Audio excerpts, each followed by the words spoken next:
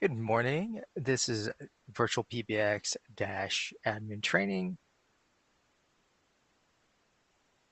Going to give the system here and YouTube a chance to update so that way I make sure everything is broadcasting properly.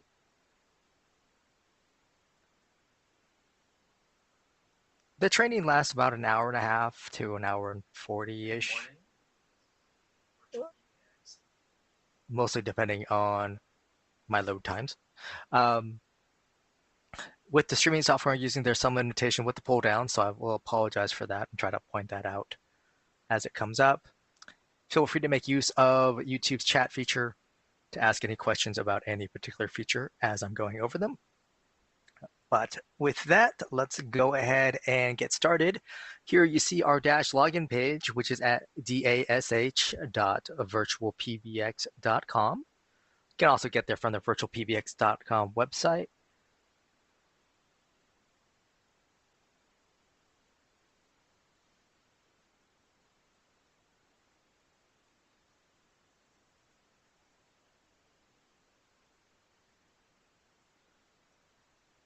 There's a blue bar going across the top, and there's a login link there, as well as a link to the support pages.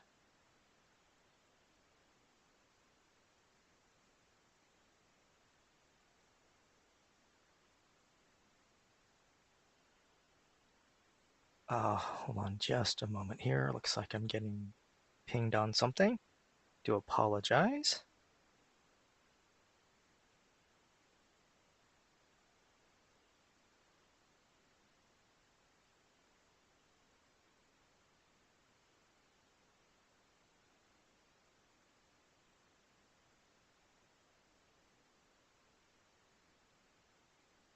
And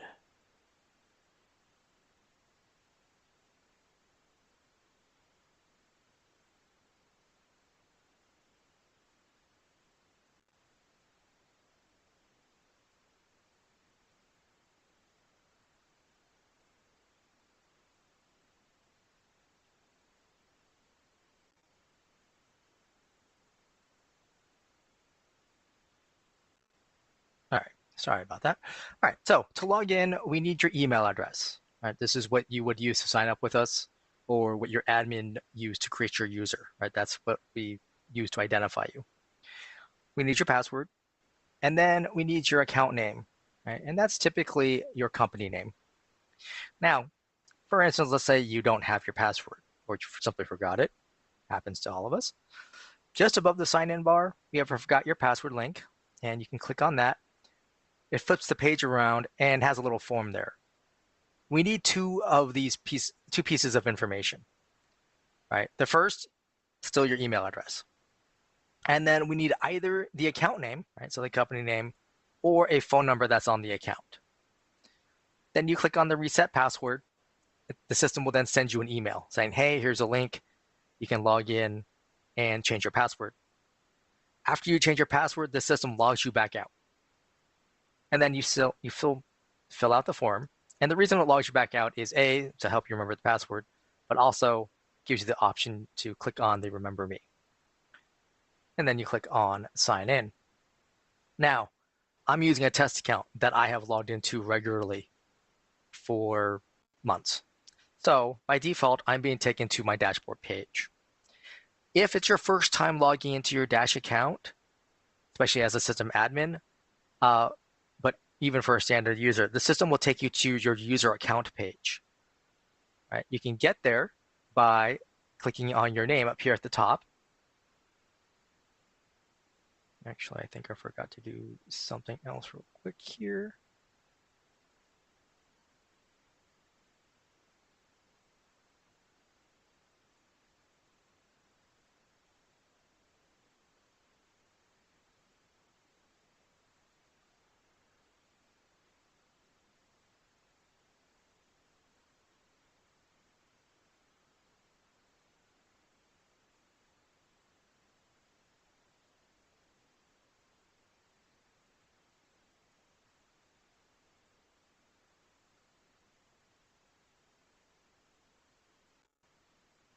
All right.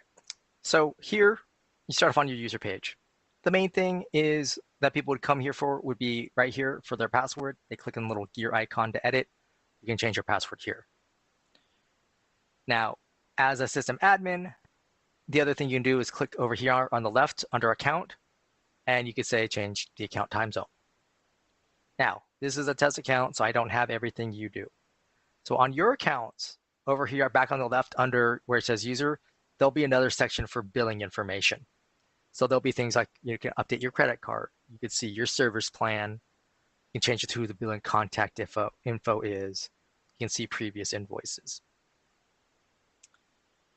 Also, that first time logging in, the dash wizard will pop up, basically telling you what these things are and what you can do. Once you're done, over here to the top right, back over by your name, go ahead and click on that close box, and again, you'll be taken back to the dashboard. Here on the dashboard, basically, it's giving you a quick snapshot of your system status. Now, we'll start up here at the very top, right? So again, you can click on your name, get back to those account pages to say change your password. To the right, many of you will have a D&D toggle, D&D for do not disturb. The reason I don't have it is because my user is part of an ACD queue. Those two features don't play well together. Then we have the little help icon, a little question mark, and there's 4 options here that are showing up. First one, chat with us. This opens up a little chat window, typically to the bottom right of your browser, allows you to speak with a support agent and basically have them help you go through the system. Learn more. This will open up a new tab, take you to the support pages so you can look at specific support guides. Some of them have videos. They should all, for the most part, have screenshots to let you know where to go. Online store. This will open up a new tab, take you to store.virtualpbx.com. And this is where you would buy like a VoIP phone or a router, for example. And then the web phone, this one only shows up after you've added the web phone device to your user. Once it's here, basically the next time you log in, it will show up. So sometimes you may only have the 3 options. But when you do have it, when you click on the web phone here, it will open up a new tab, take you to webphone.virtualpbx.net where there's login information, or where it wants you to log in. Right? The web phone uses your same dash information, right? So same email address, same password, same account name. Web phone allows you to use Chrome or Firefox on a computer to make and receive calls. Right, here we got the little menu icon, right? 3 horizontal lines. This takes you to other dash features. For the majority of our training, we'll be here on the dashboard. But we will touch on most of these others. Some of these are plan specific, meaning you might have to upgrade your plan to access the feature. So I'll try to point those out as well. And then we have the logout icon.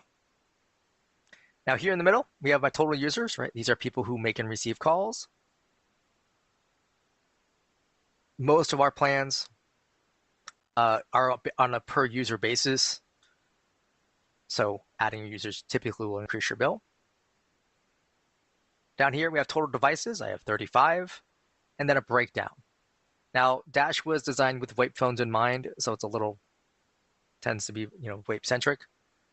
Just want to point that out. In case you don't already know, VoIP stands for Voice over Internet Protocol. What that really means, uses your internet connection to make and receive calls.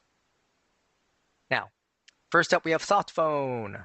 Softphone is a software application that acts like a phone, right? So still going to use so it does count as a VoIP device.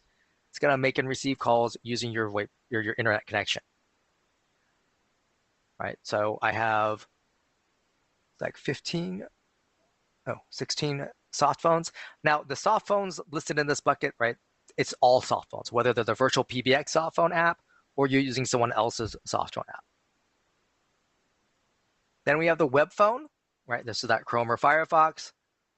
Technically, it is a kind of soft phone, but it was developed and added to the system later, right? Soft phones have been around since basically early on in the internet. Web phones, we introduced it, I want to say like 2 or 3 years ago. All right, then we have cell phone. Most of us know what that is. And then SIP phone. This is a kind of VoIP phone. This is hardware, right? This is a physical phone, sits on your desk. You can pick up the handset, dial it out. Still, they typically connect via Ethernet to your network, although some do use Wi-Fi. Then I have these unregistered devices down here. It says 2, and this is in relation to my SIP phones. And that just means the system says, hey, we can't send calls out to these devices, right? They're not connected to us. That could be they're not plugged in, right? That could be someone had, their ISP has a local issue where they can't get out at all, right? Or anything in between. Next, we have total numbers. These are your phone numbers on the account, right? So customer-facing phone numbers in general. My account has 32, which is a lot. Your plans include anywhere from, I think it's like 2 to 15 phone numbers as a typical plan setup and part of your monthly plan price. If you go over it, there'll be an overage, right, per number per month.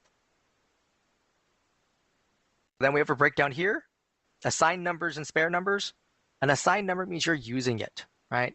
You can dial that, someone can dial that number and expect to speak to someone, leave a voicemail, join a conference, or be sending a fax, right?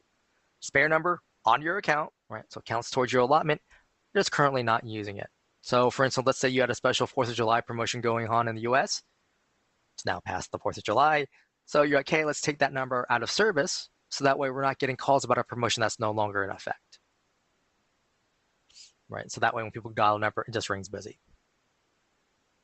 And especially because if you want to use it later for, let's say, a Labor Day promotion or Christmas or what have you. Next breakdown, we have US DID and US toll-free. US toll-free actually means US Canada toll-free, right? An 800 number, 888, all the way down to 833. US DID, that just means a US local number. Right, so whether that's a number in San Jose, California, or in, say, Dallas, Texas.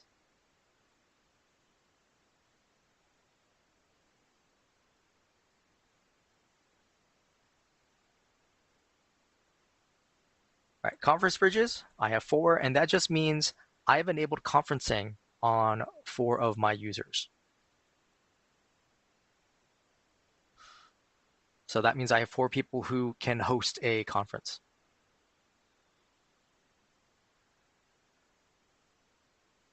All right, to the top right, we have our main numbers. These, 5 phone numbers, all behave the same way. They all go to the same location, for instance. They all have the same main greeting. And these are your general, right, phone numbers that your customers typically reach out to you. Down below that, I have my conference room number. This is phone number that everyone dials to get to the conference, whether they're my staff members or my vendors, etc.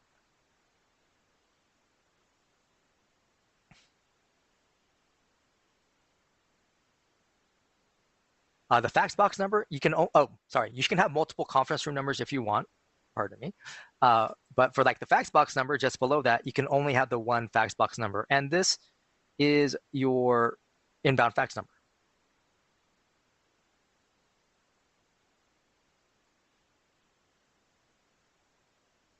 Now, you can have individual fax boxes for your users if you're so inclined. And we'll cover that once we get to the users.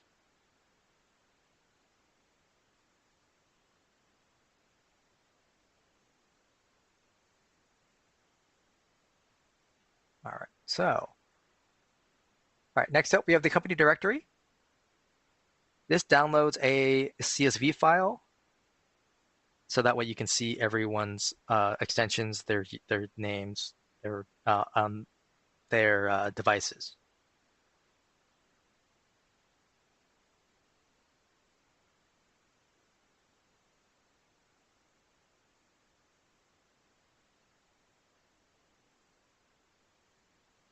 All right, next up, we have the cell phone directory. This is for use with the VirtualPBX desktop cell phone application, right? So you're using our cell phone app on a Windows or Mac laptop or PC. You download this file, you upload it to that app, and then you'll be able to see the status of your other users in relation to their cell phone. Right? So if they're on their cell phone making a call, you'll see that they're busy. It only works with the cell phone app though, so it won't show any other devices on the user. All right, store discount code. Just for being a Dash customer, you get a discount code for use within our online store.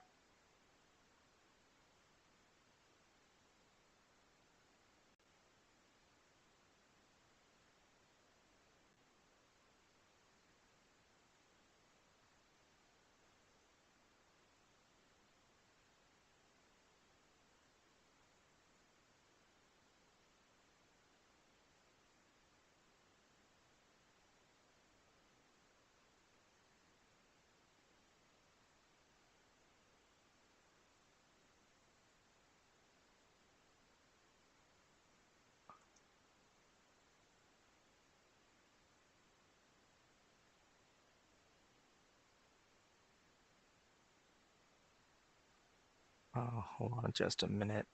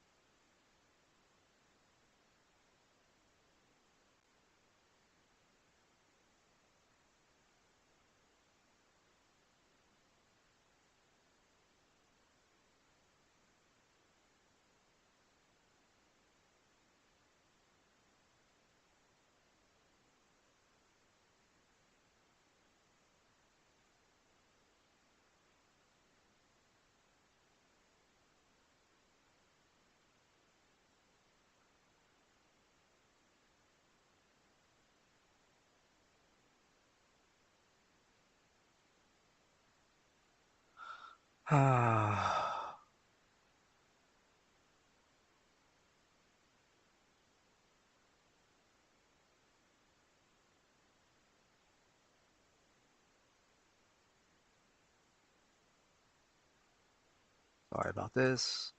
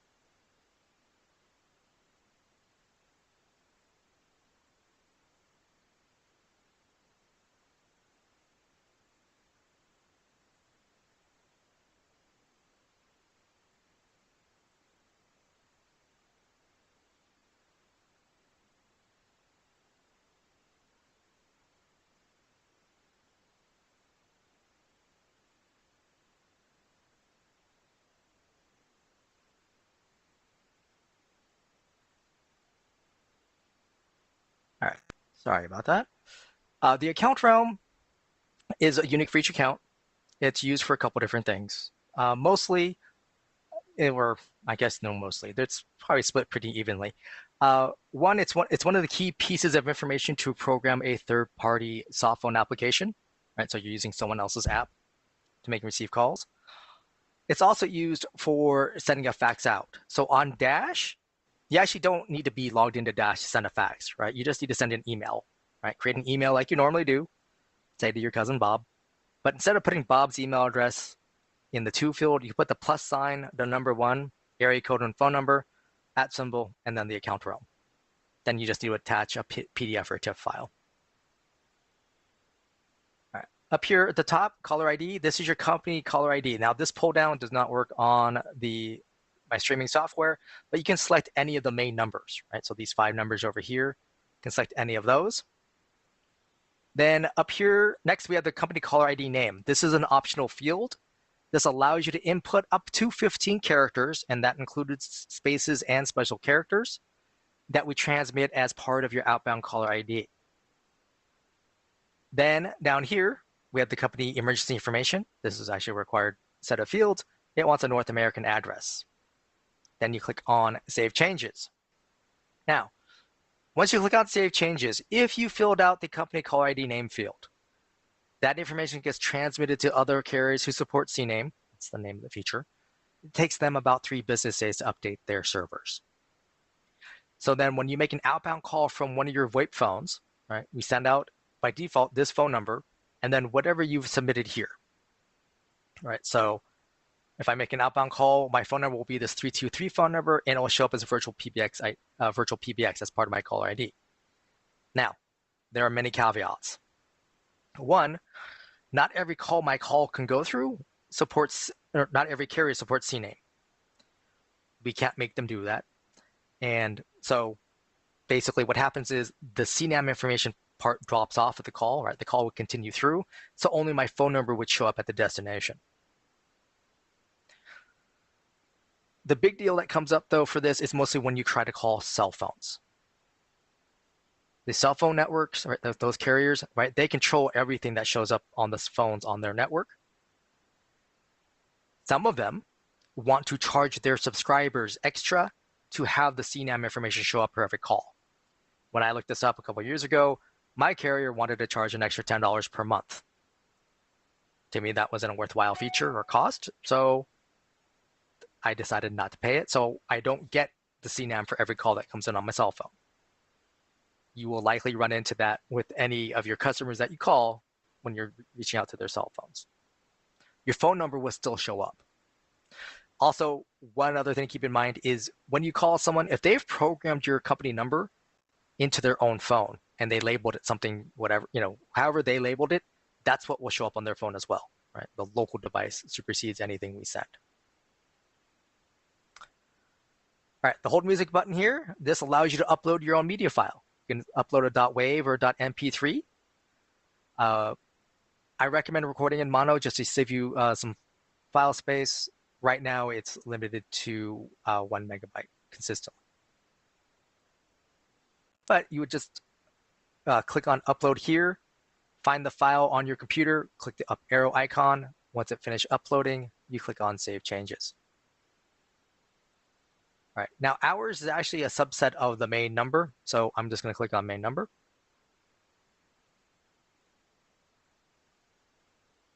First up, we have your main company numbers, right? So these are, again, those main general phone numbers on your account. Now, if you don't have any main numbers, right, you can add either from spare numbers if you have extra numbers like on your spare number tab, or you can just buy new numbers. Then you have local or toll-free. Toll-free, you just choose toll-free prefix, you click search. It will give you a list of phone numbers, right? And it'll keep populating as you scroll down. You click add next to any number you want, and you can add multiple if you're so inclined. And then you would click on by numbers. Now, this list that's showing up here is dynamic, meaning you're actually competing with people in real time. So like I wouldn't want to add these 2 numbers and then go off to my lunch, right? And come back, because in reality, by the time I click by numbers, those numbers are gone, right? I haven't done anything. These numbers are not reserved. Once I click on by numbers, the system verifies that they were truly available, and then they add it to my account. Local numbers, similar process, but you need to know the area code that you want to work with. Right? So if you choose 408, you'll see that there are numbers available. Right? Now, it's always possible that you'll run into an area code that has no numbers available. Right? That means that area code is exhausted. That means there's no phone numbers readily available. Now, our porting team can try to do what's called a back order, which basically means, hey, when a number in this area code comes available, we want to get it. There's no guarantee that we'll be able to get one, and that means there's no way for us to give you an estimate on when that would come through.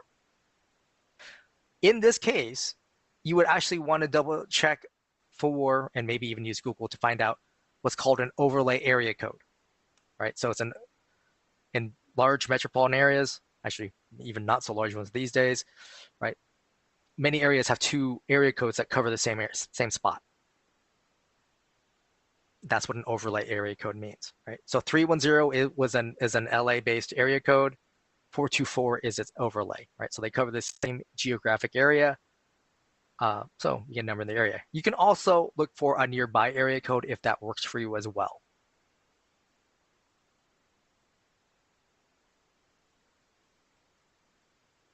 Now, once numbers are added here, you have a little gear icon here. So you can update the caller ID for a specific phone number, right? So each phone number, you can update the CNAM, and you'll also turn on the ability to accept inbound CNAM information, right? It would show up on your staff members' phones. Next up, E911. Each phone number can have its own E911 address. This gives you the versatility to assign your VoIP phones to a specific phone number for E911 purposes, right? So that way, everyone, a lot more people are working remotely these days, so you can have the correct address for E911 purposes. So if they pick up their VoIP phone, dial 911, emergency services gets sent the correct address. Prepend is a VoIP phone feature. This allows you to put text in front of the caller ID that shows up on your staff members' phones to give them a heads up about what the call might be about.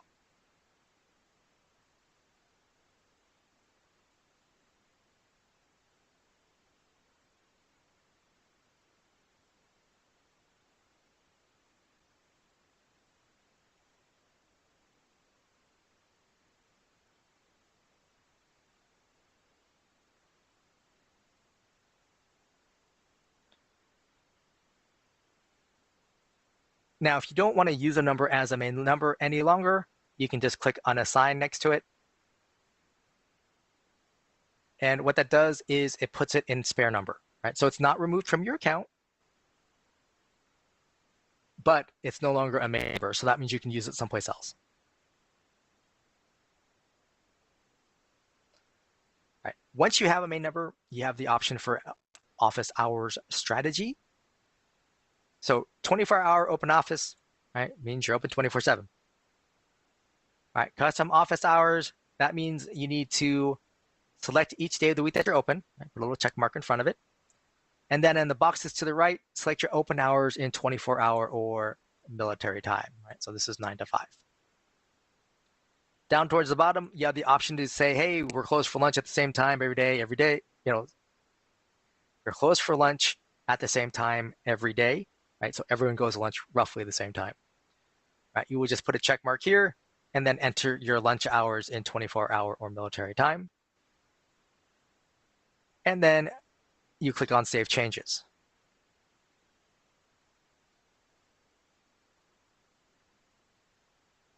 The next thing you need to look at is office holidays. First up, are you closed for holidays? If you are, put a check mark here. Then over here to the right, you have Add Holidays. This is a pull down. You have single day, date range, and advanced. Single day, pretty easy, like I have right here for New Year's Eve. Right? You give it a name, month, give it the date, then you click on Save Changes. Right? Date range, I have down here at the bottom, Xmas break.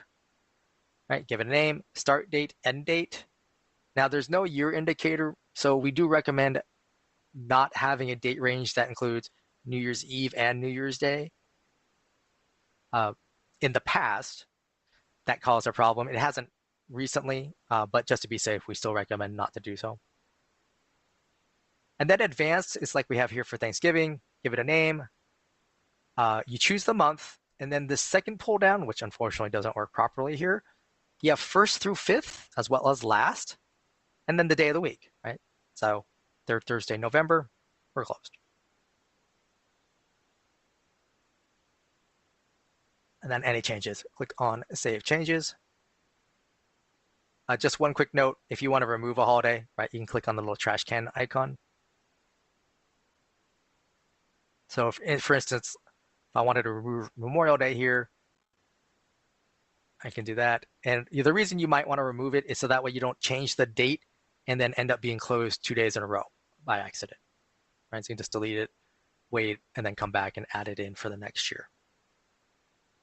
All right, so now we have incoming call handling. So for my main numbers, how do I want my system to handle calls for my open hours, my after hours, or my holidays? And if I had saved changes for lunch, I would have had a lunch hours tab here as well. Now, notice I have the same basic options down below for call. So this first one here, call comes in, goes to the virtual receptionist. This is a link, which when you click on it, will open up a large box. So first up, we have the main menu. This is what people press on their phone to navigate through the phone system, right? So like 1 for sales, 2 for support, that sort of thing. Down here, you have add route, right? So that's where, when you click on this, you get a new row. You have a pull down. You have the 0 through 9, plus the star key and the default action.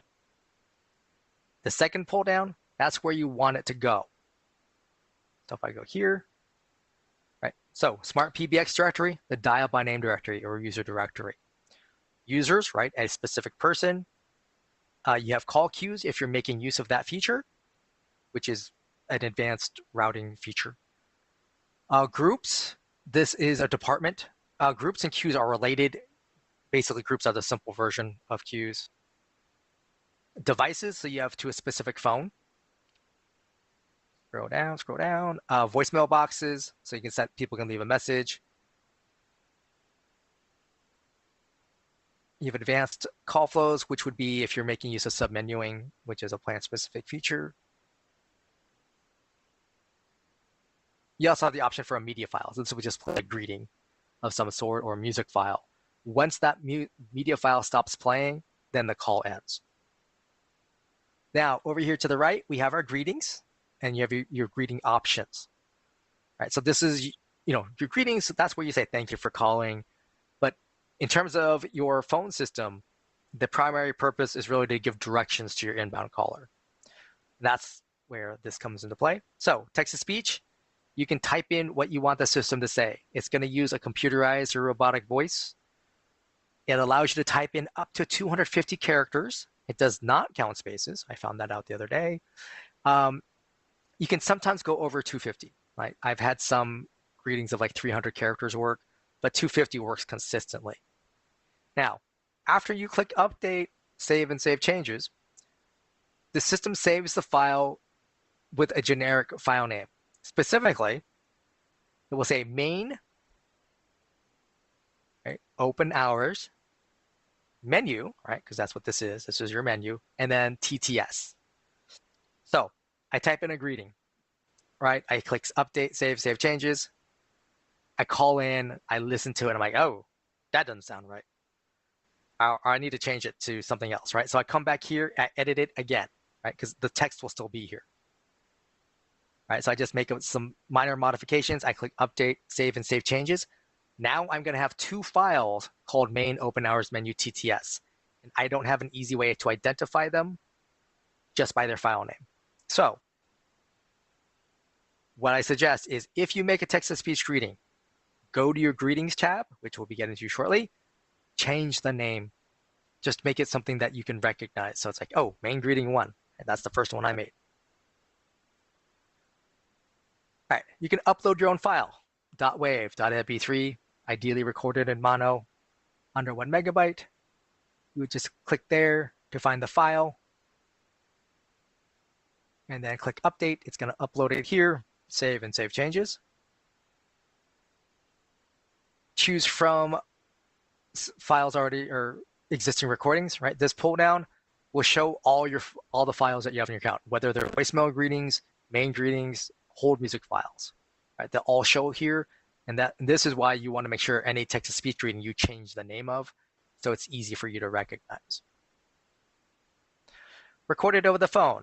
Now, by default, the system wants you to use a phone registered on the account. What that means is it's a VoIP phone.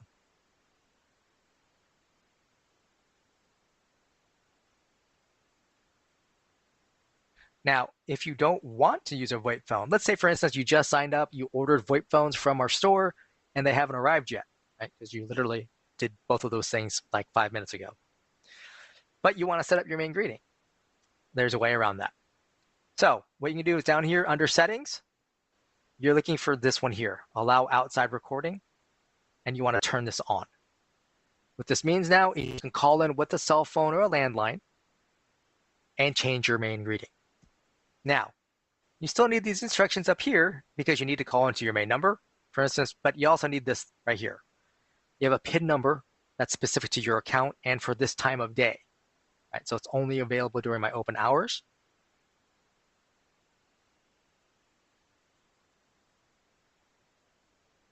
Right, so if I called after hours, right? So my system's set from 9 to 5. So if I called at 7 p.m., this PIN number won't work any longer. Right, and then you would just call your system. Now, if you just signed up with us, then when you call your main number, right, you'll get a message saying the greeting for this menu has not been recorded. It will then prompt you to enter the PIN number. It then gives you instructions on how to record it, and so you can get a greeting in place. Now, let's say you started off with text-to-speech greeting just to get your feet wet, and then you're like, okay, now I'm ready to put in my main greeting using my voice so it's comforting to my customers. You can still call to your main number, right? When you hear the text-to-speech greeting that's there, you can enter the PIN number, right? The system will recognize it and then walk you through recording a new greeting. Now, when you do that, when you record over the phone, you don't have an option to give a name for that file, right? So when you're first set up, and there's no greeting in place, the system just gives it a generic name and like alphanumeric code for its name, right? But if you have a greeting that you named, right? Let's say you have main greeting 1 is currently planned, you call in. When you record over the phone, you're overwriting the current content of main greeting 1 with the one you just recorded. All right, next up we have professional recording services. When you click order, this will open up a new tab, take you to Snap Recordings. They have their own packages in terms of pricing. They have many voice actors and actresses to choose from. They deliver to you via email, so then you would simply upload your own file. But they handle their own billing and all of that. So if there's a problem with that recording, you'd have to contact them because we don't have any control over that.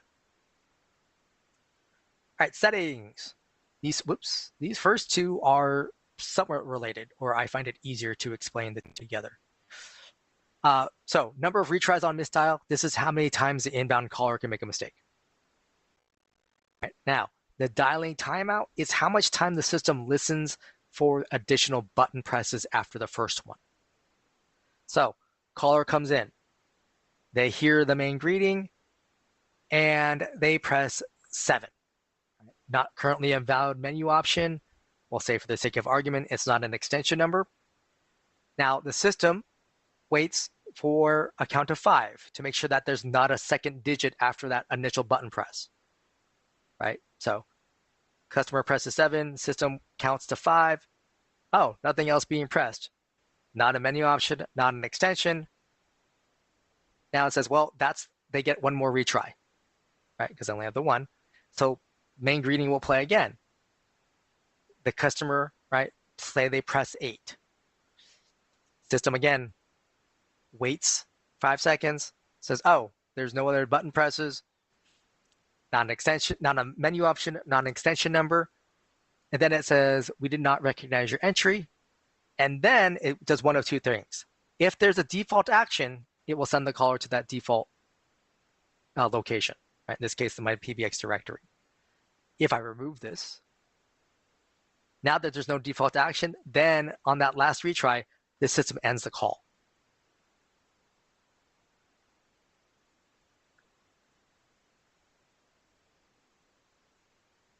All right, so we already covered the allow outside recording. So this one here, allow dialing extensions. By default, this is on. And all that means is when the inbound caller calls in, they can enter an extension number. It's as long as it's a valid extension, the system will transfer the call. Right? If I click this off, that means when the inbound caller calls in, they can only press the menu options. Right? If they enter extension number, system doesn't treat it. It says that's an invalid entry. And then suppress that playing of invalid entry. If you don't want that invalid entry message to play, you can turn that on. So like in this case, after that last mistry, the system would just end the call. Now, any changes you make to your main menu, your greetings, or these settings, you want to click Save here. It takes you back to incoming call handling. You want to click Save Changes here.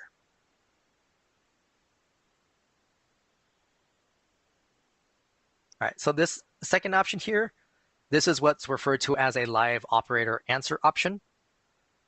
Basically, this pull down, you select where you want it to go first, right? So you can send it to the directory. It's a little strange. Normally, it would go to a user or a group, right? So user, a specific person.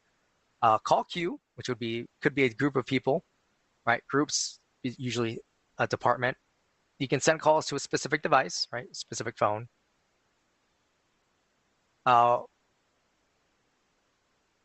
Interesting that you can send it to a voicemail box. That must be new.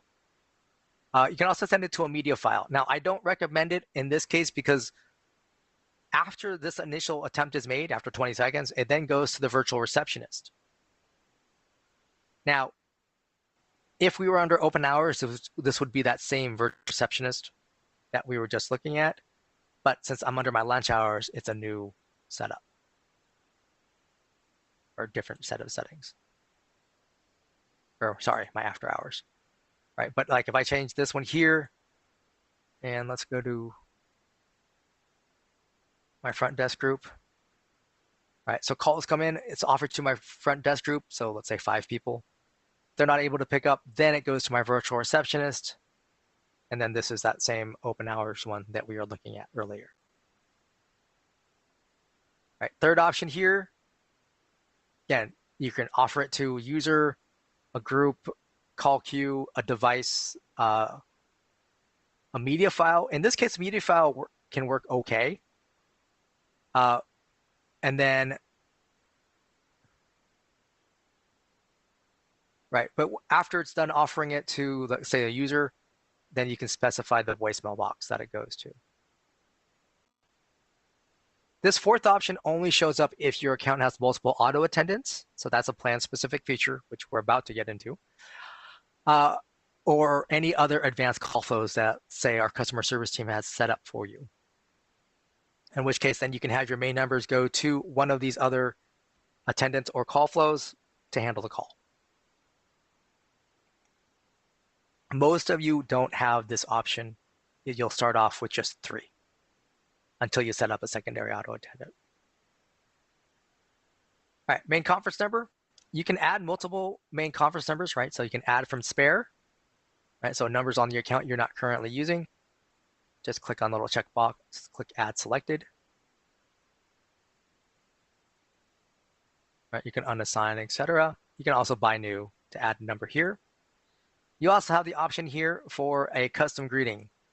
This is just a custom text-to-speech greeting, right? So 250 characters, type in what you want, click on save. Now, if you choose not to have a custom greeting, when anyone calls in, the system does say, welcome to the conference, and then prompts them to enter the conference room number and the PIN number. All right, main fax box number, you can only have the one. So that's why I don't have the option to buy a new or add spare. Once you've added a number, you can click here under edit fax box. And you've got these 2 fields that you can fill out. So the first one, inbound fax notification, right? You put in an email address. You can technically put in multiple separated by just a comma.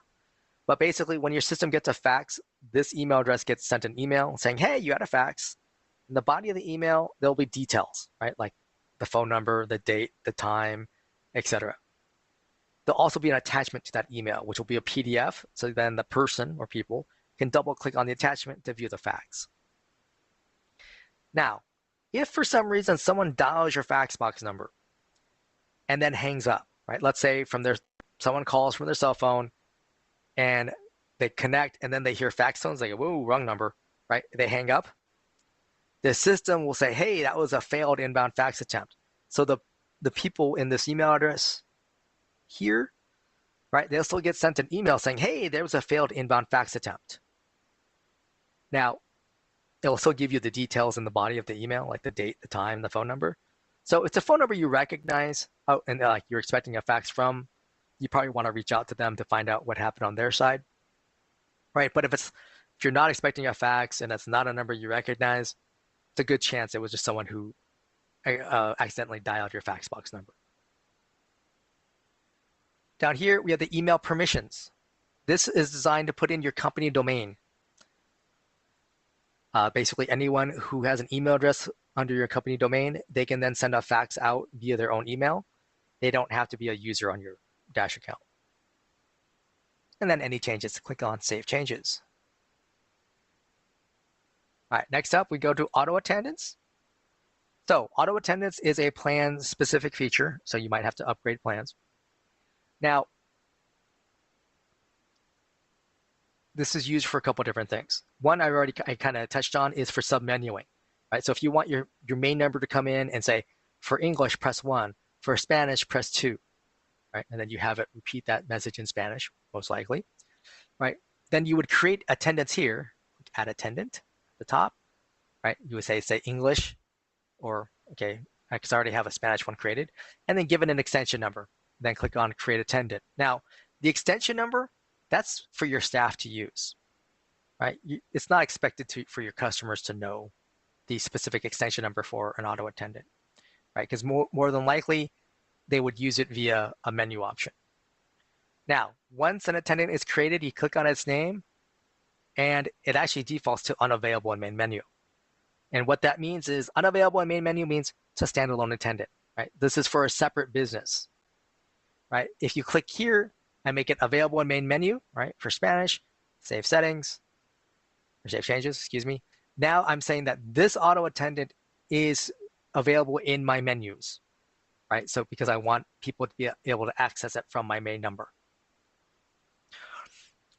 right? So for the other reason for secondary attendants would be if you have multiple small businesses, right? So each business has its own phone number, its own main greeting, but you have the same staff people answering calls for these various businesses. So in that case, like I have here for Pooch Walk, right? You leave it unavailable in main menu.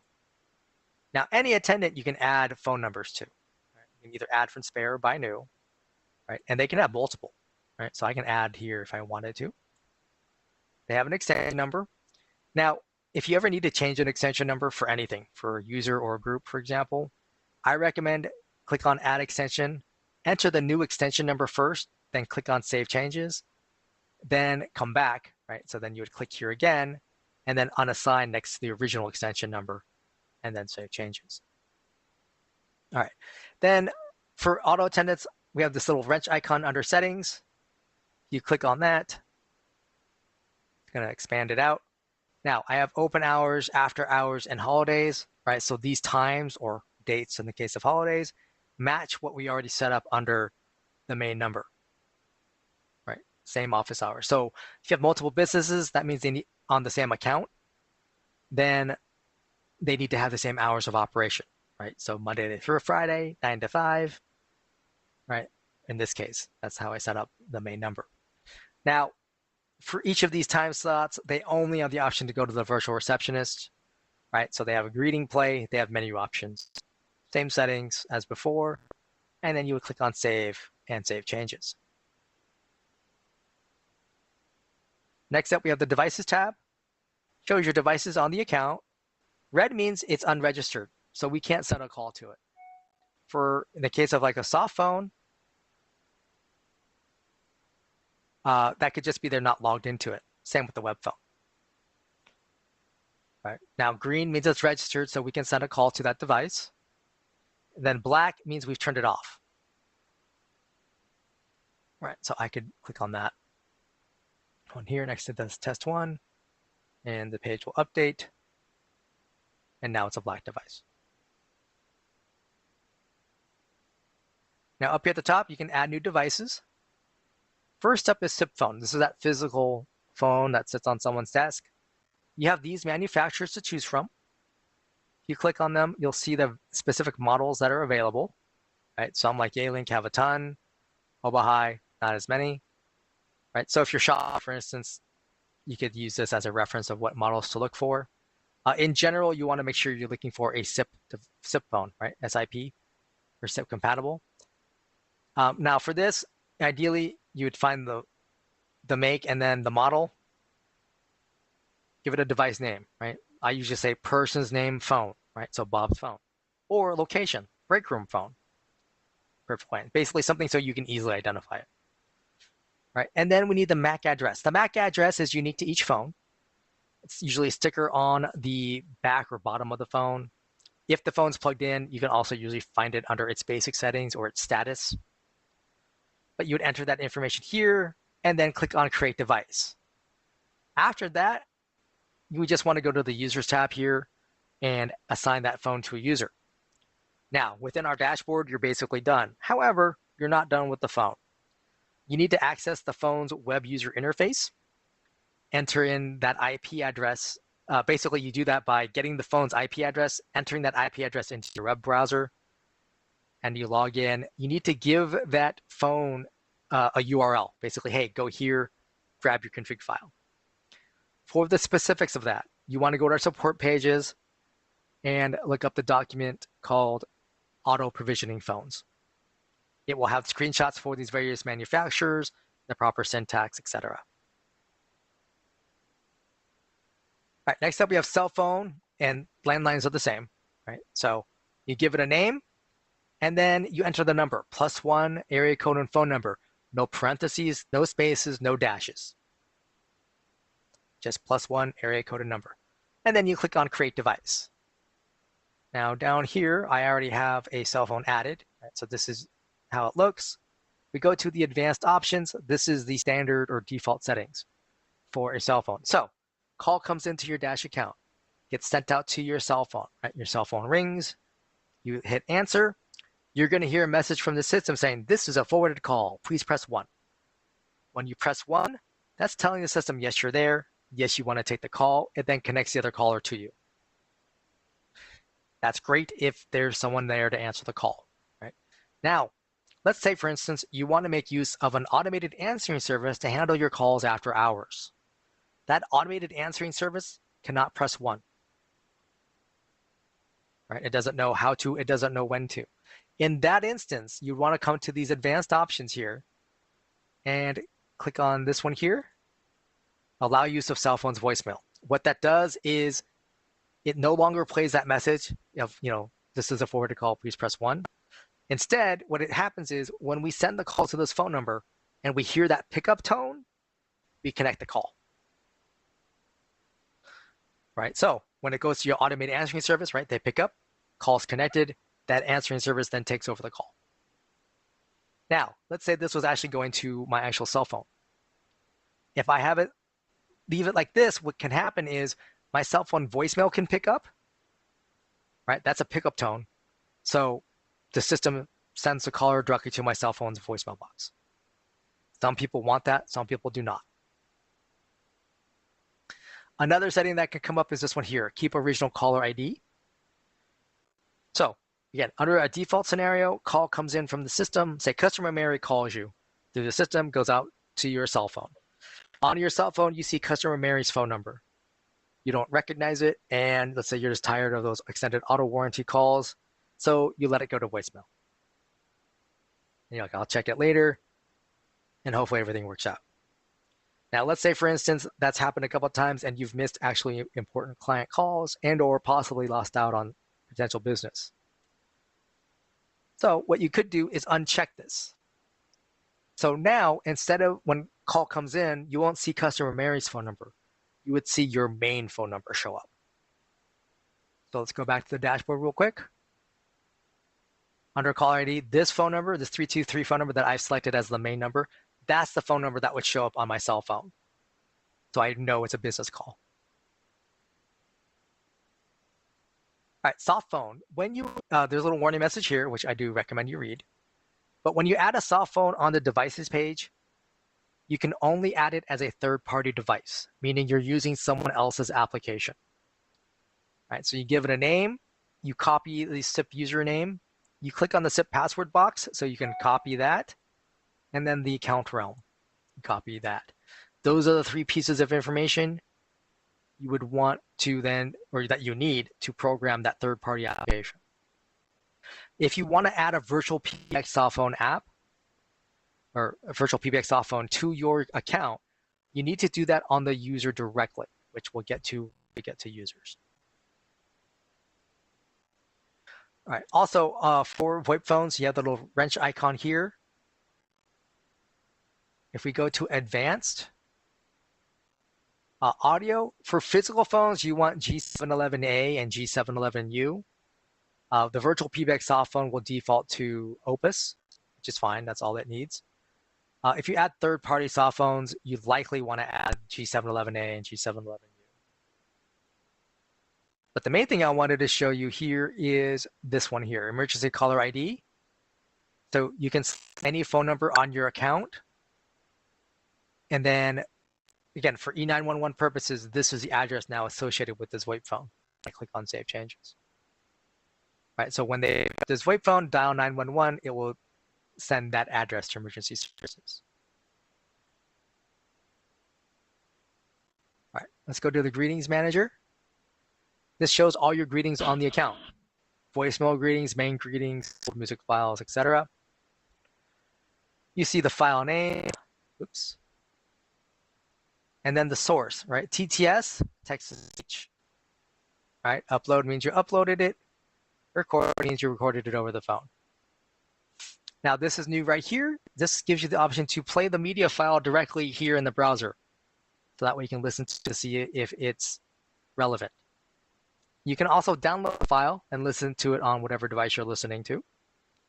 Or let's like you can email it to someone if you need to. And then you have the little wrench icon here. That allows you to change the name, so to make it something you can recognize. Or if you don't need it, you can just click on delete greeting to get rid of it from your system, which is probably something I need to do on this account here. Groups, short for ring groups or hunt groups. Departments.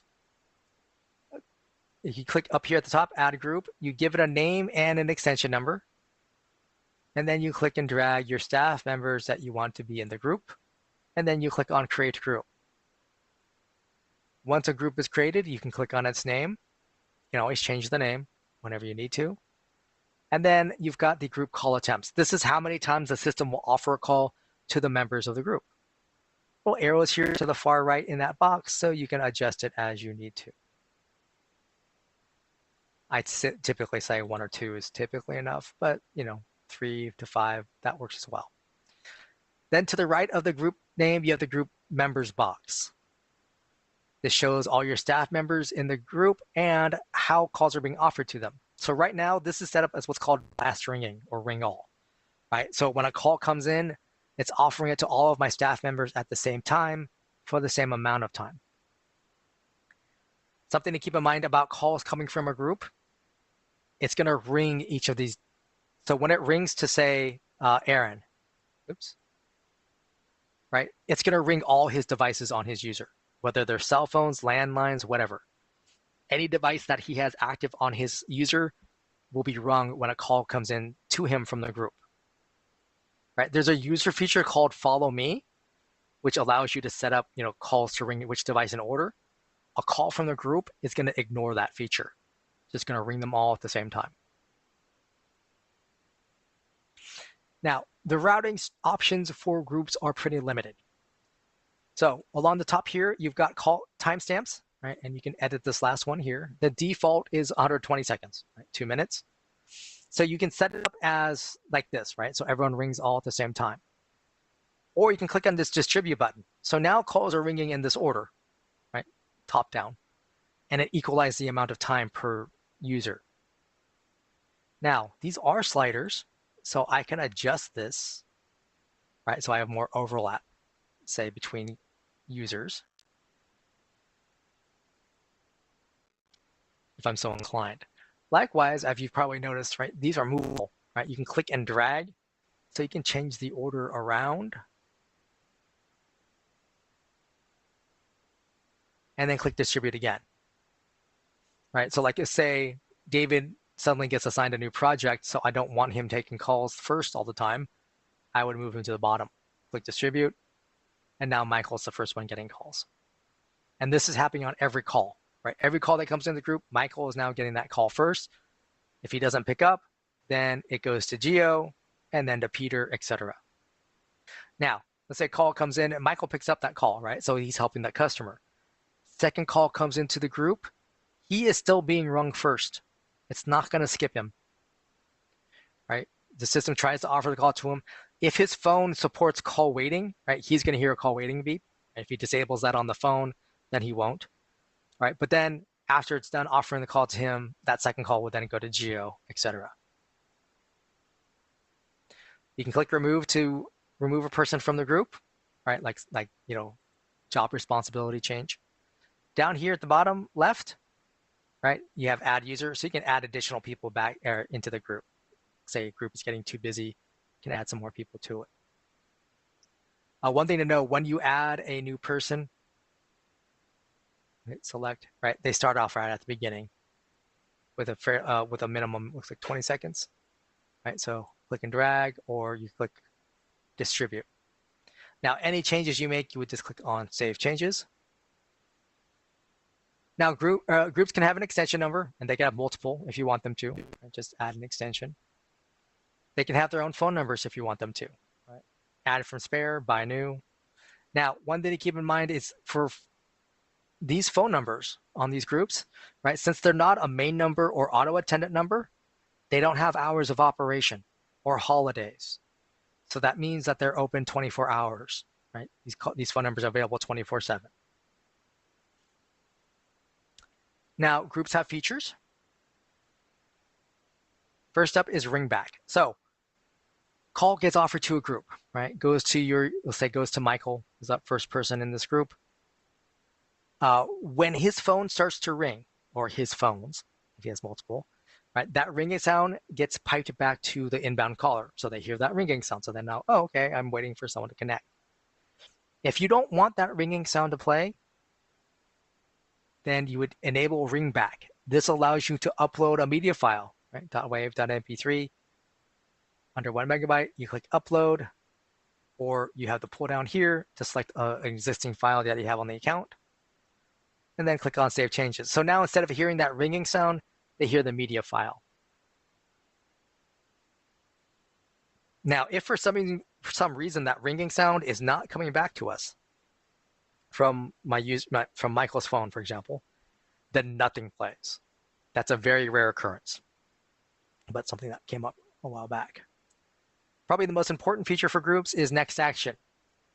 Basically, if no one answers the calls, what do you want the system to do with that call? This is a pull down. You can send it back to the main menu. You can send it to one of your alternate attendants. You can send it to a call queue. You can send it to a specific device. You can send it to a specific user. You can send it to one of the other groups. Or you can send a call to voicemail box. And then you click on Save Changes.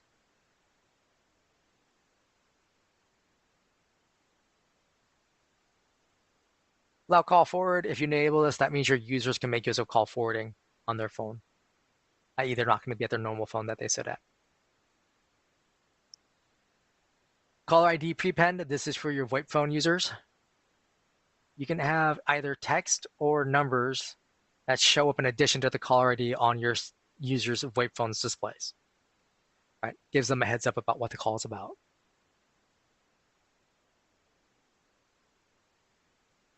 All right, numbers. This defaults you to numbers in use. This shows you where your numbers are being used. You're not able to unassign them here or assign them here. It's just basically saying, hey, this number goes to like this person. Click on the little gear icon here so you can update the caller ID, right? The E911 or the prepend features. The spare numbers tab, right, shows your numbers you're not using. If you decide you no longer want a number on the account, keep an eye up here where it says numbers. Click on the box in front of the number, and now I have the option to delete it. I confirm the deletion, and now the number is removed from my account. So I have one less number, probably saving a little money. All right, by numbers, local toll-free, just like we saw before.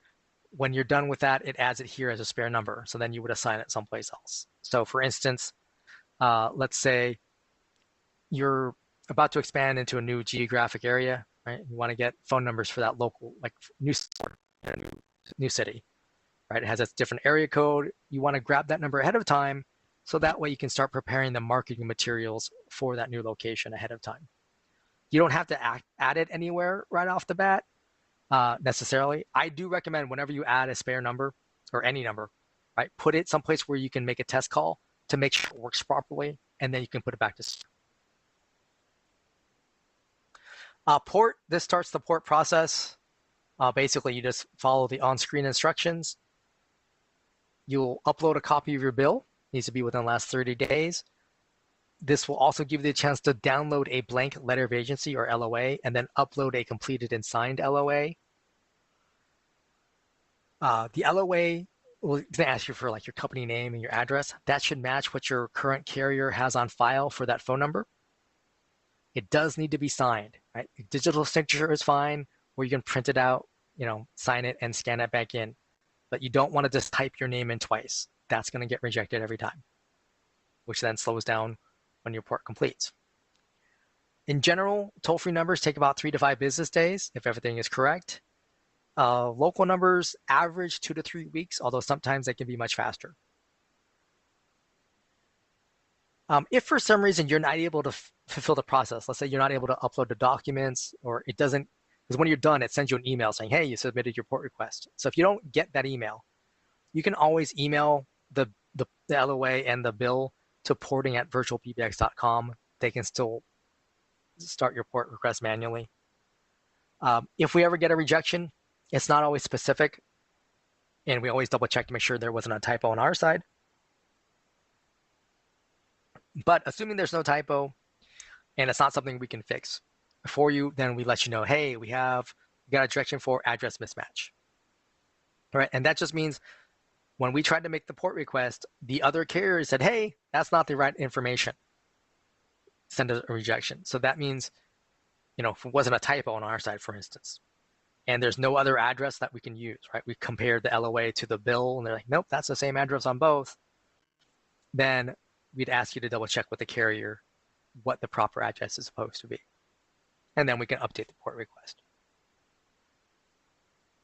All right, users tab shows all your users on the account. Great person, standard user.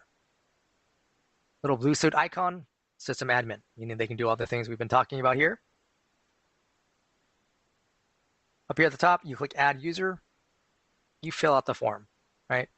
First name, last name, pretty easy. The email address used for login, that needs to be unique for each user, right? Meaning you can't reuse email addresses. Then you create a password for the user, and then you'd enter the extension number you want them to have. The system will suggest an extension number for you, right? So like this account started off with extension 1000, so it's saying next available one.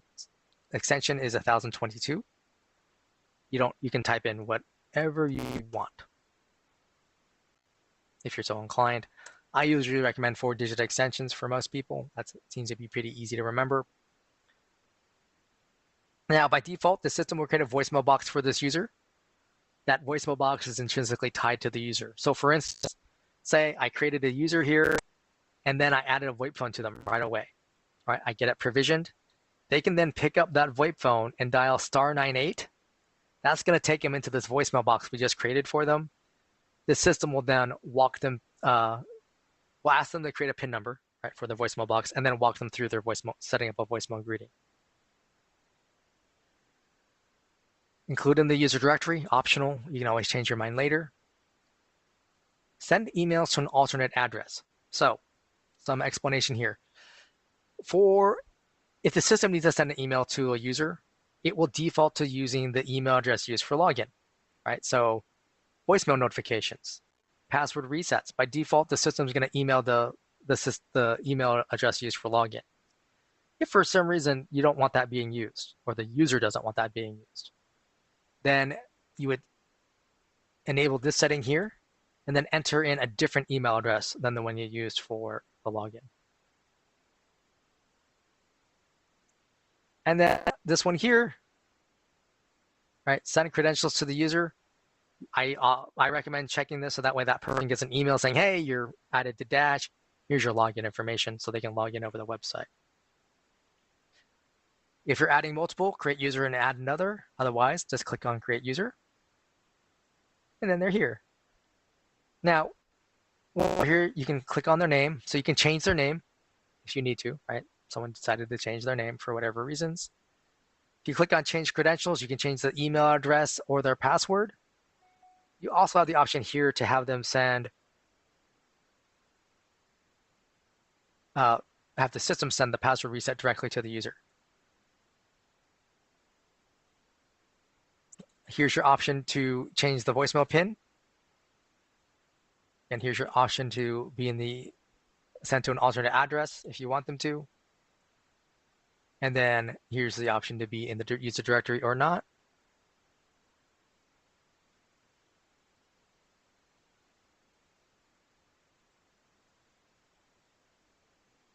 Over here, this pull down allows you to change a user into an admin or an admin into a user. This here is the time zone for the user, right? So that way they have accurate timestamps for like their voicemail messages. Here you've got the default ringing timeout. Now, this user is grayed out because they have the feature follow me enabled. But by default, if they don't have the follow me feature enabled, this will be 20 seconds. So let's take a look at Bob here. All right, so Bob here, right, ringing timeout is 20 seconds. 20 seconds, plenty of time to send calls to a landline or a VoIP phone.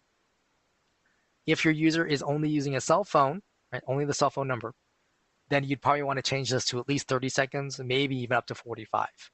It takes longer to route calls to a cell phone than to a landline, for example.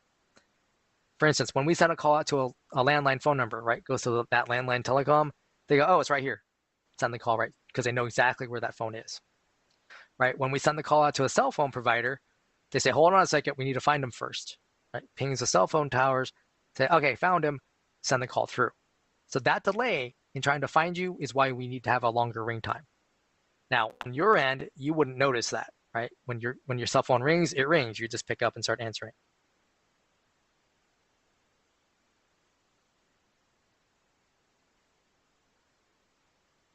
Right, users can have multiple extensions. They can also have their own phone numbers, right? So you can add from spare, buy new, and they can have multiple if you want them to. Now, just like in groups, right, these phone numbers don't have times of day or hours of operation. They're available 24/7.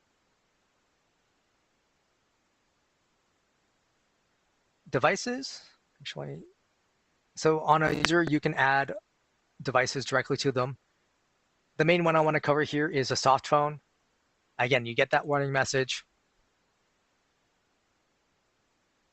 But here, you have this toggle down here. It's a little hard to see. It's underneath the configuration guide. But click on where it says use a virtual or use third-party application. It flips it and says, whoops. Here, let's try that under Aaron.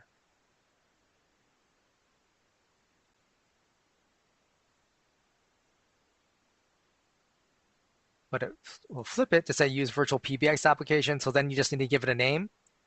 You click on create device, and then you click on save changes. Once you click on save changes, Aaron here is going to get an email that's going to have his username and password for the softphone app, as well as download links, right? So then he would download the app to his relevant device, use that login information that was sent to him to log in, they can use the app to our app to make and receive calls.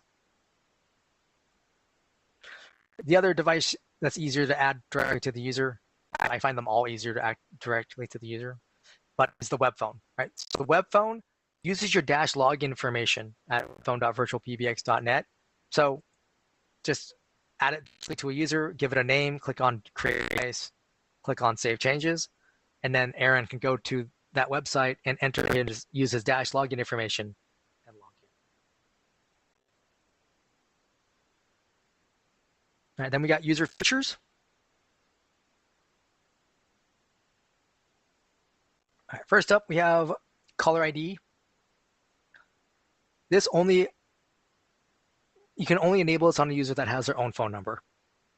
And then once you enable it, you select whichever phone number they have or numbers. And this phone number then becomes their outbound caller ID whenever they make a call from their VoIP phone instead of the main company number.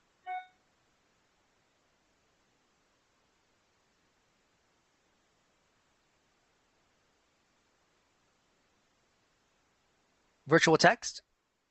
This is a new feature. When you turn it on, you can select a number on the account. That number has to either be a number directly on the user or a main number or auto attendant number. And then you click on Save Changes. That will trigger an email to Aaron saying, welcome to Virtual Text, and give him login information and the link to get to Virtual Text. He'll then be able to text out or send and receive texts, basically from the number selected. The main advantage of Virtual Text is that it allows you to share a phone number among your staff members, so multiple people can handle the text responses to your customers.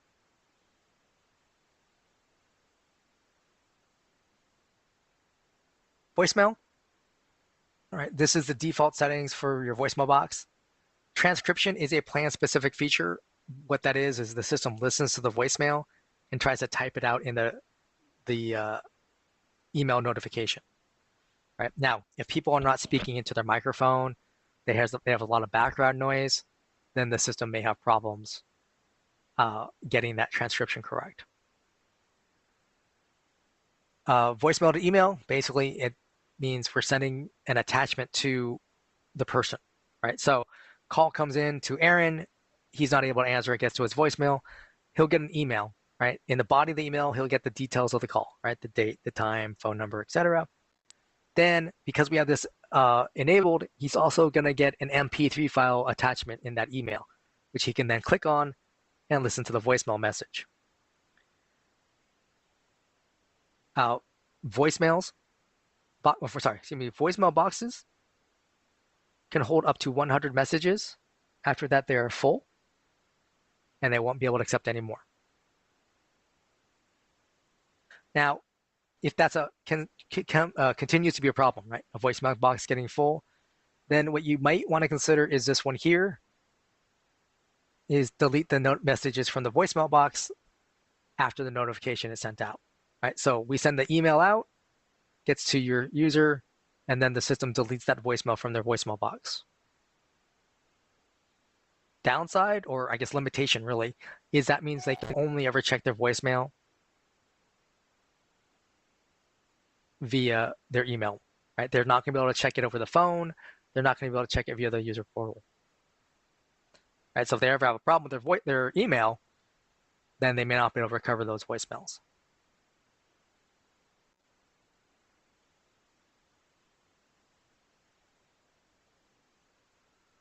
All right, following, this is for users with multiple devices. This allows you, here, let's put this to disabled real quick. So first you enable it, it starts off like this. So you have to tell the system which devices you're going to use. You just uncheck them, and then you have sliders. Right, so you can have it like that. So it's this Yealing phone and then the demo device. Up here along the top, again, these are timestamps, so you can change total ring time. You can click distribute, so it equalizes out. You can click and drag and adjust the order. And then click on Save Changes. Fax box, users can have their own fax box if you want them to. you'll have the option to either add a number, use a spare number, or assign a new extension. Now, I recommend making use of a phone number. That way the user can send and receive faxes. All right, if you assign an extension number, that means this person can only ever receive a fax, right? So if someone's job is only to receive faxes and then handle that documentation, that's fine. But if they ever need to send out a fax with just an extension number, they will not be able to, right? Because the system uses the user's fax box settings to send out. And if there's only an extension number, there's no valid caller ID to make use of.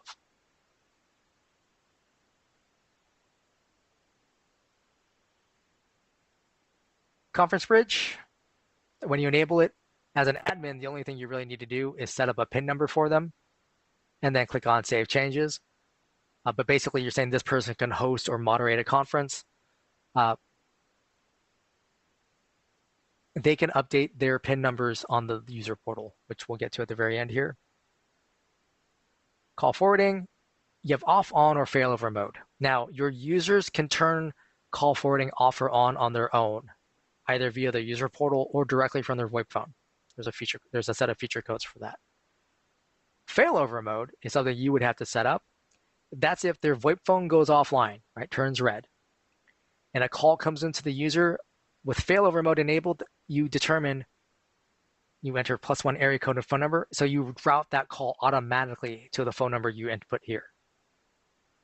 Right, so that way your user isn't missing a call necessarily, right? Because it would go to their cell phone, and then they can figure out why that happened. I think say, oh, did my, when the dog ran by, did it pull out the cord on my VoIP phone?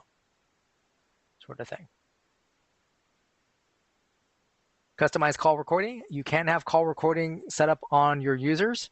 When you first enable it, then you need to decide what kind of calls you're recording. Right? Inbound internal, that means a call from another Dash user, right? So coworker Bob called.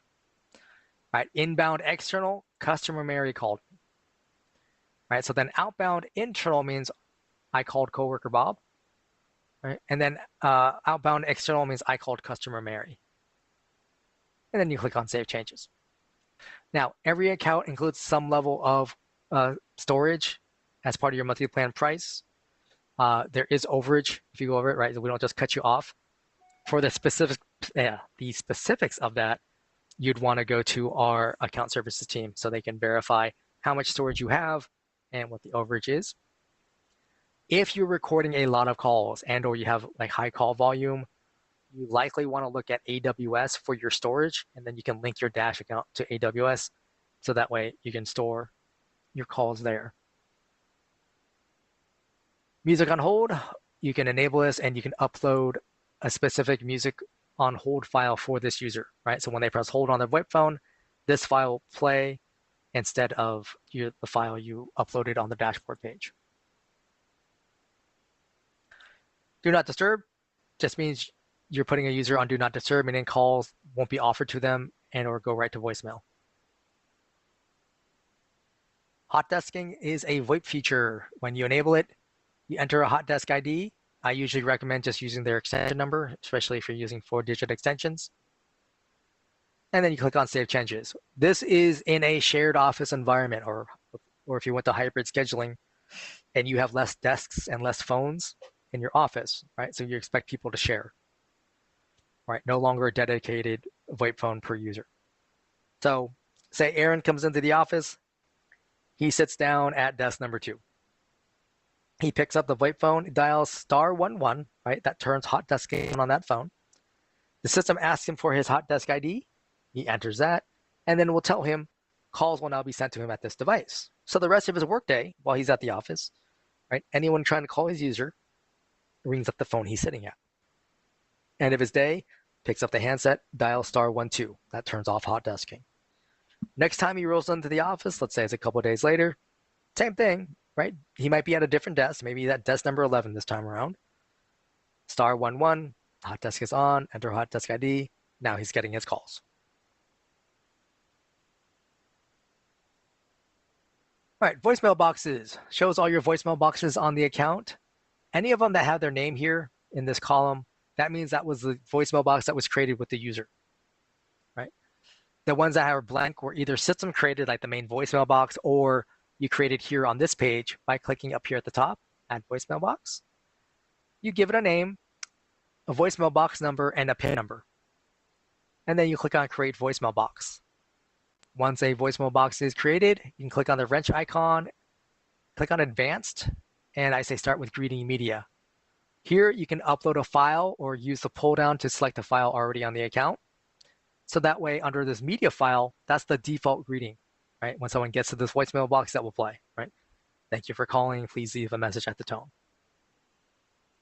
Now, the temporary file, right down here, this is for the out of office or vacation message, right? So if you have something selected here or uploaded here, right, this will play until you set this back to none. Once this goes back, once the temporary file is set to none, then the default media file will play. All right, next up we have recipients. So your user voicemail boxes, right, the ones that were created with them at the same time, they have a built-in recipient, that email address used for login. For any voicemail box you create on this page, you're going to want to click here where it says add new recipient, enter in an email address. If you need to add multiple, you just click on the add box, it will create a new row. And then once you're done, you click on save changes. And then we have options. Now, once you have a media file place and recipient, you're going to want to put a check mark here in front of already set up. Down here, right, this is where you have the, are we sending the voicemail message along with the email, as well as are we deleting after that email sent out?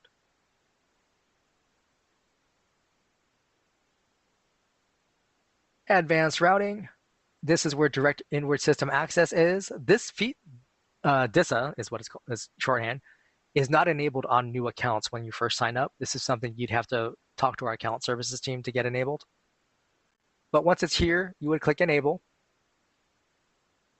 And what DISA is for is so you can call in with your cell phone or landline, log in over the phone, and then make an outbound call. And when you make that outbound call, it's not your cell phone number that's showing up, it's your main number.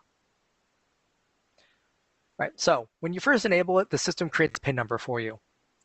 Just like this, you would need to set this up as a menu option under your virtual receptionist or auto attendants. It'd be one of your advanced call flows. However, I recommend when you click on edit settings here, click on add extension, then give it an extension number, and give an extension number in a series that you're not already using, right? So like this account started with extension 1000. So I'll make this extension start with a 6. All right, save changes. So what that means now is I can call into my main number that rings to a virtual receptionist or one of the auto attendants. I can enter in this extension number I just created. The system will then ask me for the PIN number. Then I'll hear dial tone, right? So then I just enter the area code and phone number I want to reach out to. I make the call. And again, if I go back to the dashboard, right, it's this 323 phone number that shows up, not my cell phone number. Now, the reason for this, putting the extension number as well as the PIN number, right, that's an extra layer of security, right? If someone figures this out, right, like say you left it as a menu option and someone dialed it by accident, there are those people in the world who decide they take that as a challenge and try to find the PIN number. And once they do, right, they'll hear dial tone again. Eventually someone will try to make an outbound call. So then they're making outbound calls on your account and you may not know about it. Now, one way you could find out about that is via the call logs. Right, the call logs show your call history on the account. I just went over to this month just to give you an idea of the calls. And you can see the little green arrow to the right, that's an inbound call. Right, whereas if we find a yellow one to the left, that's an outbound call. And then here I can say, oh, that was with a web phone, so it was a legit outbound call. Right here, I see a call came in and it went to this particular device. There was no answer. Probably went to voicemail after that. And in general, when a call comes in and gets offered to a device, you're going to see two legs, right? So this first leg, that's the inbound call into the system, right? And then the second leg, that's the call out to the device, right, on the user. So this first one should always be, is typically, as far as I've seen, always longer than any other lines. Now, you have a little fire hydrant icon here.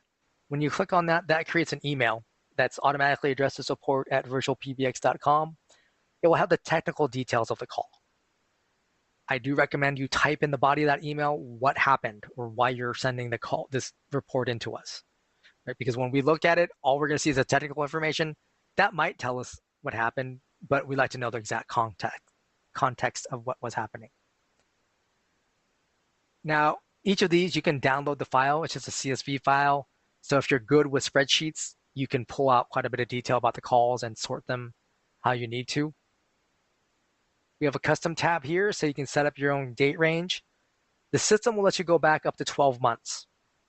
After that, we'd have to escalate it up to our engineers. Our engineers can go back up to 18 months. After that, the call data is no longer with us. If you need to keep your call log data for compliance reasons, I would recommend you do so every month. Just download the CSV file and then you can label it appropriately. Feature codes, I've mentioned a couple of these, right? These are just ways for your VoIP phone users to access Dash features directly from their VoIP phone. Shortcuts, basically.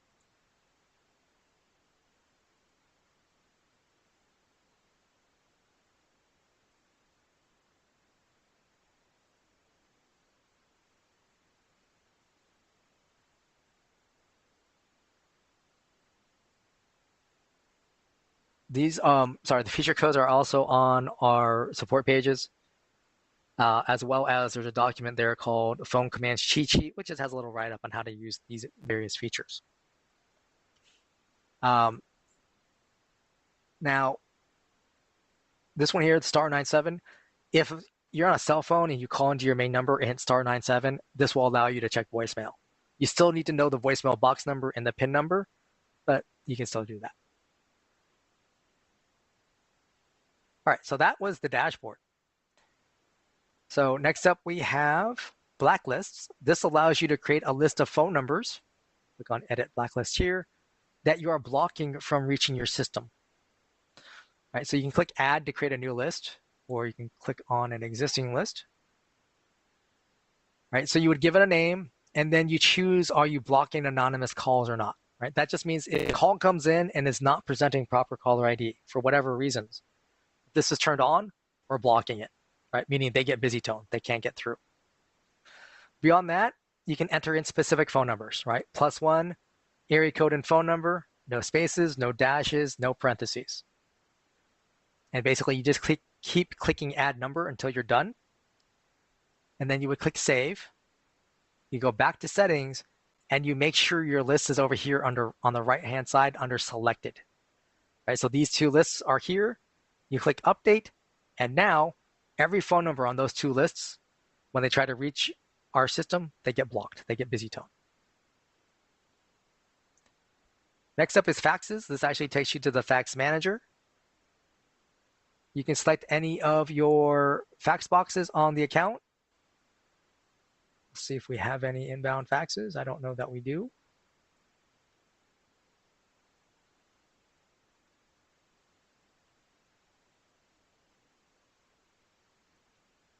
Oh, here we go. So we're on the inbound fax tab. So we see the date, the time, what phone number it came from, what phone number it went to, the pages. You can download it. All right, the outbound fax tab. You can see again. Hopefully, yeah. So you see failure or success, right? The date, the time, phone numbers involved. You can download the file. For the failures, so when you see a failure on the outbound fax tab, that means we had a problem connecting with the other fax machine. Now, it could mean we did connect initially, and then something happened as well. You can click on the this last icon here, and sometimes it will give you additional information. Other times it just says, success equals false, right? But sometimes it'll say things like user busy, right? Just means the line was busy when we tried, and the system will retry automatically. So usually, I think it's 3 attempts, and then before it says it's failed. The email to fax logs, anything you see here would be a problem the system had processing the request, right? Each one would have its own entry. You would see the email address that it came from, the email address it was sent to, so you can see if the format was wrong or someone used their personal email address instead of the work email address.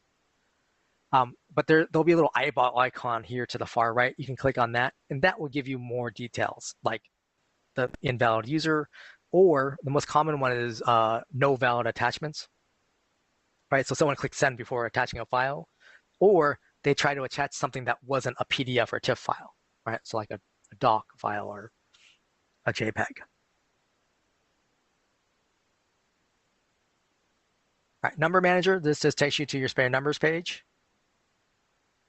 Reports actually opens a new tab. This is a plan-specific feature, and this is our advanced reporting feature. So in a new tab, it takes you to reports.virtualpbx.com, has its own login. This allows you to create your own reports, get a better idea of the call activity on your account. Fortunately, it doesn't show up properly here. However, on our YouTube channel, under videos, there is an advanced reporting demo. I encourage you to take a look at that just to get an idea of what the reports can do. Voicemails, this takes you to the voicemail manager. This is an included feature. As an admin, you can get to any voicemail box on the account, and you can see their messages. Right, you can see the date, the time, phone numbers involved. You can play them back. You can download them. If you click on the box in front of them, you can move it to a different voicemail box, or just change its period status. So like I can change this one to mark as new, and now it's a new message. ACD queues. ACD stands for automatic call distribution. This is a call center feature.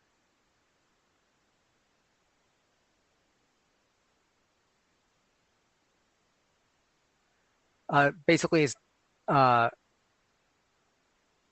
a more advanced version of groups. Now, there are 2 kinds of queues that we offer. The ones that I have here are ACD queues, the standard version.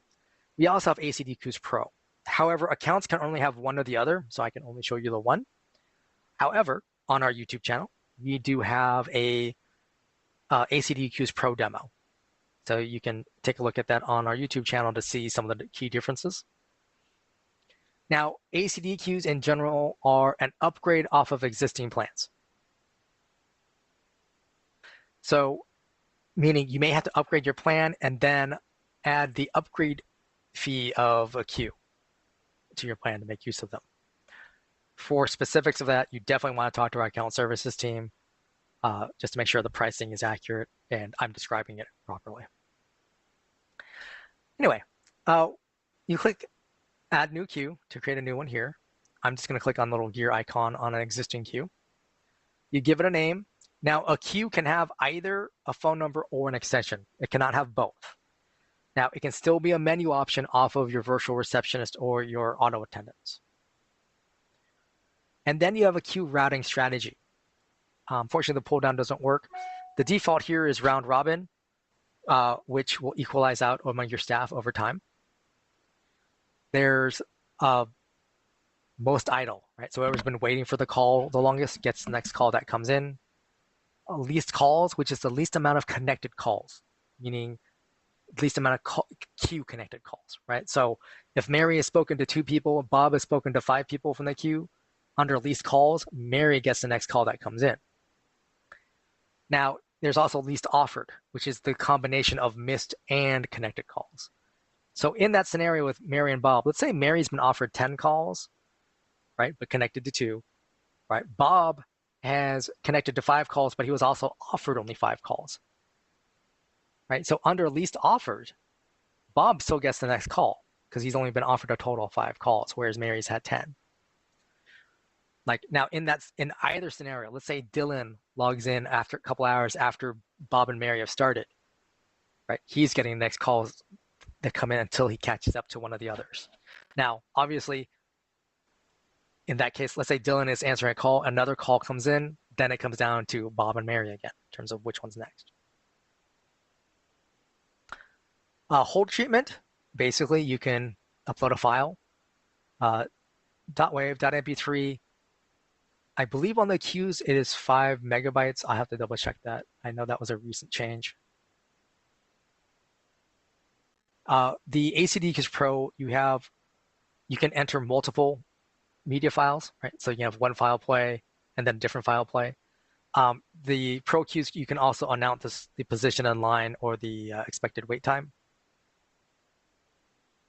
The queue timeout measured in seconds, this is how much time people can wait on hold. Right, so basically an hour. Queue call limit, you can limit the number of people waiting on hold. Now, right, this means right now I'm saying only 4 people can wait on hold. That's on top of whoever's already speaking to my staff members. Right, so if Bob and Mary are both on calls, 4 other people can wait on hold. Right, so a total of 6 calls. Right, timeout immediately if empty. If this is enabled, that means if none of my staff members are logged in and a call comes into the queue, the system treats that call as if it hit that 3,600 seconds.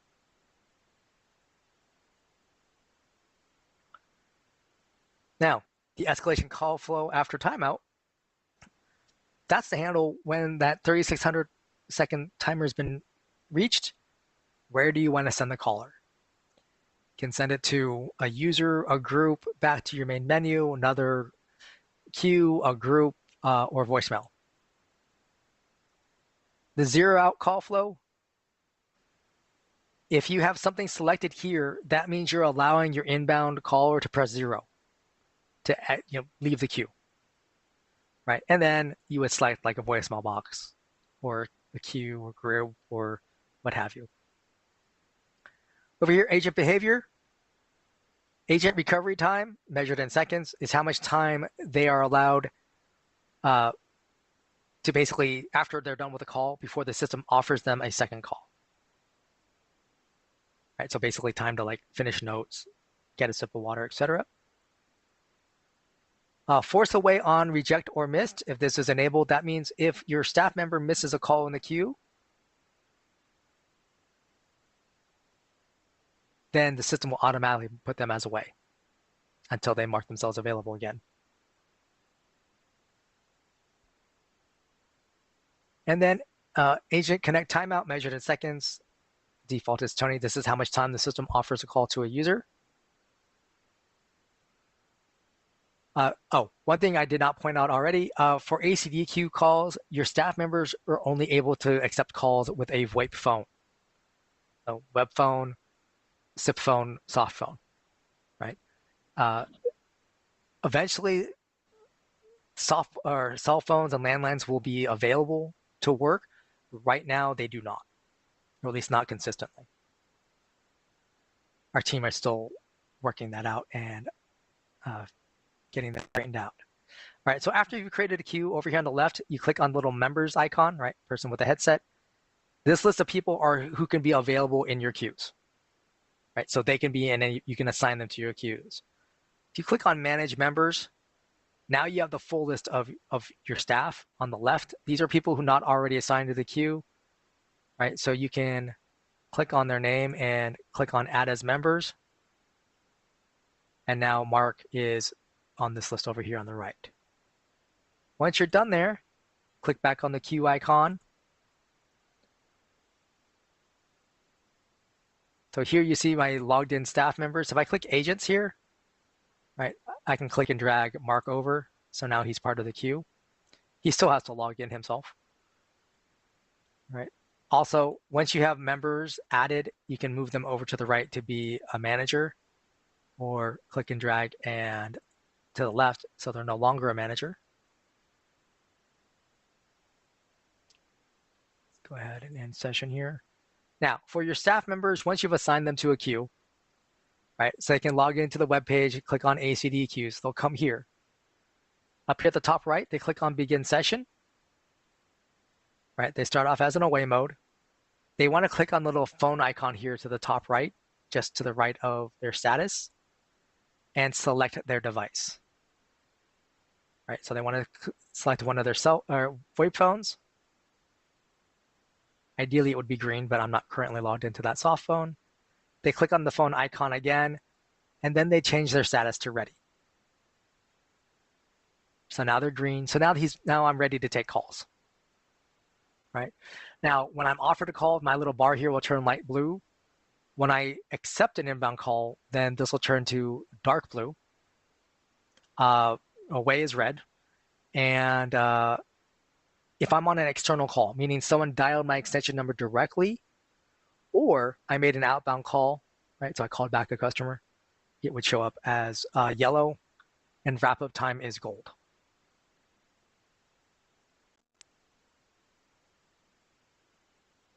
All right. Next up is dynamic caller ID. This is a plan-specific feature. This allows you to create rules to change your outbound caller ID for your VoIP phone users. So we'll click edit next to this button down here at the bottom. You give it a name. You select a phone number on your account. And then you select, in this case, I selected, hey, go by the area code. So whenever my staff members dial a 408 area code phone number from their VoIP phones, the system will automatically change their outbound caller ID to this 408 phone number. Right, so it looks like a local call. Oops. The other way you can do is using a feature code. So this puts more work on your staff members, but basically, if they dial *550, then area code and phone number they're reaching out to, the system will say, oh, recognize that feature code, and I'm going to replace their outbound caller ID with the 323 phone number.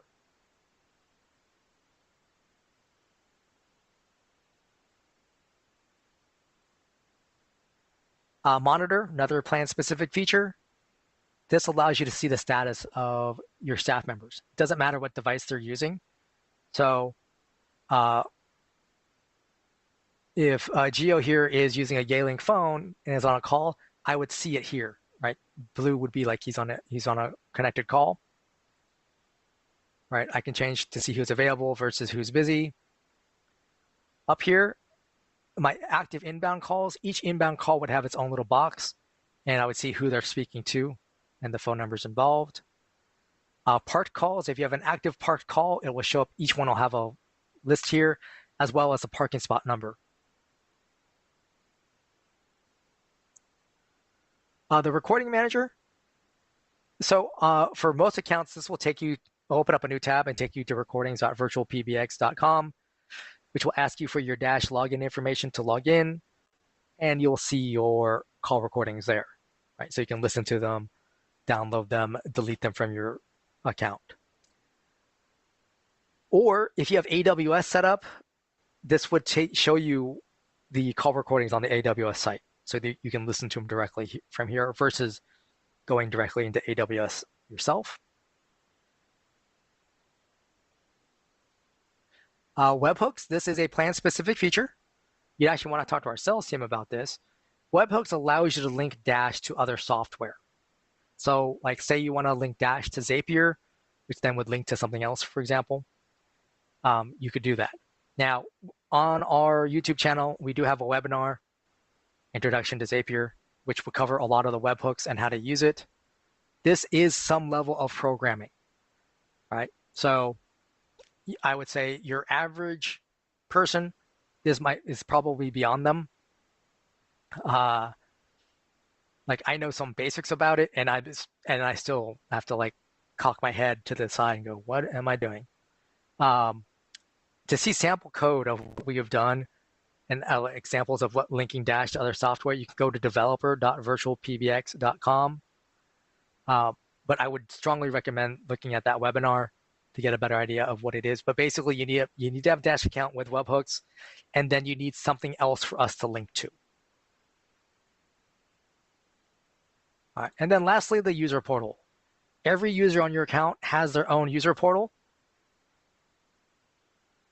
that they have access to. As an admin, you can't see anyone's specific user portal other than your own. Of course, you can get to everything, so not really a big deal. Now here, you start off on the voicemail tab, excuse me.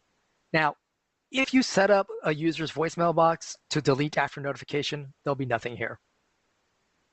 Now, by default, that's off, so they should have voicemails here. They can see the date, the time, they can listen to them, they can download them. Right? They can click on the box and they can change its status, etc. The call history tab, they can view their call history. They can select their date range, right? So they can go further back if they need to. The fax tab only works with users with their own fax mailbox, right? So they can see their fax history. This user doesn't have one. Contact list, this allows them to see everything on the Dash account in terms of other users, their groups, see extension numbers, etc. As a user, right, they're not able to adjust this, right? They can only view it. Next up, we have the conference tab.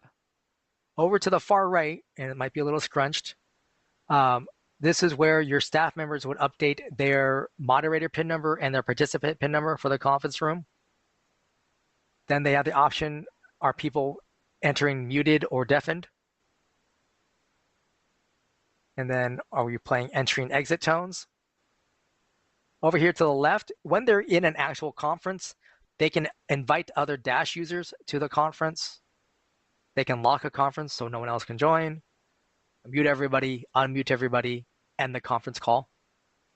Also, while in a conference, each participant and moderator, for that matter, they're going to have their own little box, which means the user who's moderating, they can mute a specific person or even kick out a person if they need to. And then the settings and devices tab, this is where your users enable their own call forwarding themselves. They just put the check mark, then they put +1 area code and phone number, click on save, as well as seeing the status of their devices. And that is everything. I'll go back to the dashboard. Do apologize for the length of this one. Again, I got called away on a couple different things there. This training and all our previous ones have been recorded, so you can always come back to our YouTube channel to view them at your leisure, and we'll be here next Tuesday. I thank you for your time today, and I hope you have a wonderful day.